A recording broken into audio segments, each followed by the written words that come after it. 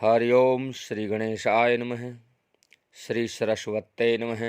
श्री गुरुचरण कमलेभ्यो नमः।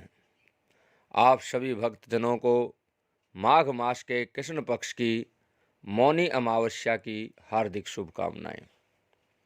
माघ मास के कृष्ण पक्ष की अमावस्या की मौनी अमावस्या के रूप में प्रसिद्धि है। इस पवित्र तिथि पर मौन रह करके अथवा मुनियों के समान आचरण पूर्वक स्नान दान करने का विशेष महत्व है। मौनी अमावस्या के दिन अगर सोमवार का योग है, उसका महत्व और भी अधिक बढ़ जाता है। इस दिन त्रिवेणी अथवा गंगा तट पर स्नान दान करने की अपार महिमा है।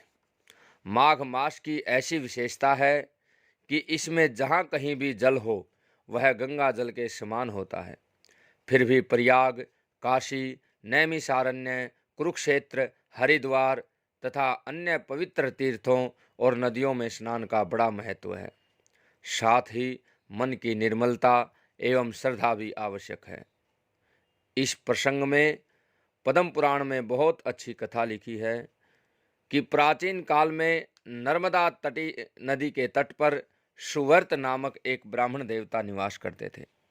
वे समस्त वेद वेदांगों, धर्म शास्त्रों, पुराणों के ज्ञाता थे। साथ ही उन्होंने तर्क शास्त्र, ज्योतिष, गज विद्या, अश्व विद्या, मंत्र शास्त्र, सांख्य शास्त्र, योग शास्त्र और 64 कलाओं का भी अध्ययन किया था। वे अनेक देशों की भाषाएं, लिपियां भी जानते थे।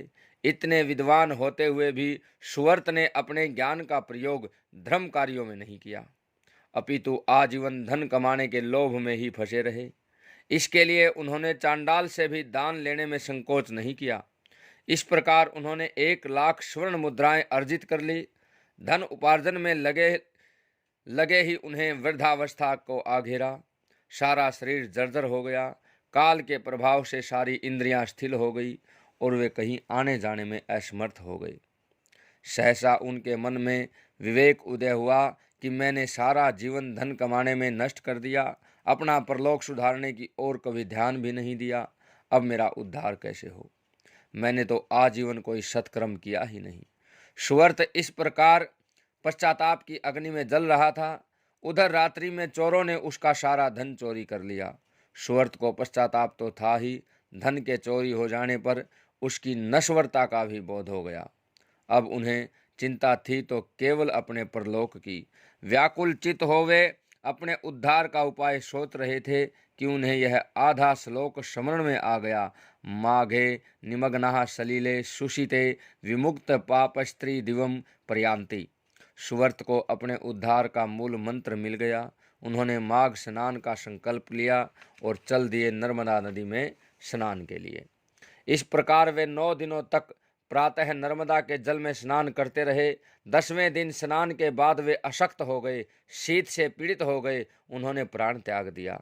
यद्यपि उन्होंने जीवन भर कोई सत्कर्म नहीं किया था, पाप पूर्वक ही धन अर्जन किया था, परंतु माघ मास में स्नान करके पश्चाताप पूर्वक निर्मल मन को प्राण त्यागने से उनके लिए दिव्य विमान आया। उस पर आरूढ़ होकर के वे स्वर्ग लोक चले गए।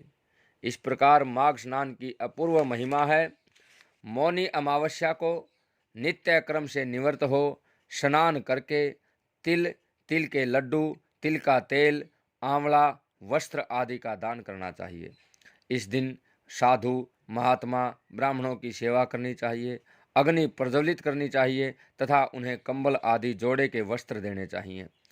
तैल मामल काश्चैव तीर्थे देयास्तु नित्यशः ततः प्रज्वालयेद्वह्निं सेवनार्थे द्विजन्मनां कंबलाजीन रत्नानि वासांसि विविधानि च चोलकानि च देयानि प्रसाद नपटास्तथा। इस दिन गुड़ में तिल मिलाकर के लड्डू बनाने चाहिए और उसे लाल वस्त्र में बांधकर ब्राह्मणों को दान करना चाहिए। इस दिन ब्राह्मणों को भोजन आदि करा के दक्षिणा देनी चाहिए। स्नान दान आदि पुण्य कर्मों के अतिरिक्त इस दिन पितृ श्राद्ध आदि करने का भी विधान है। मौनी अमावस्या को व्यतिपात योग, श्रवण नक्षत्र आदि या अर्धोदय योग हो, इस योग में सभी स्थानों का जल गंगा की तरह हो जाता है और सभी ब्राह्मण ब्रह्म सन्निभ शुद्ध आत्मा हो जाते हैं। अतः इस योग में यत्किंचित किए हुए स्नान दान आदि का फल भी मेरु समान हो जाता है। जय श्री कृष्णा, जय श्री कृष्णा, जय जय श्री राधा रमण, जय जय नवल किशोर, जय गोपी चितचोर प्रभु, जय जय माखन चोर।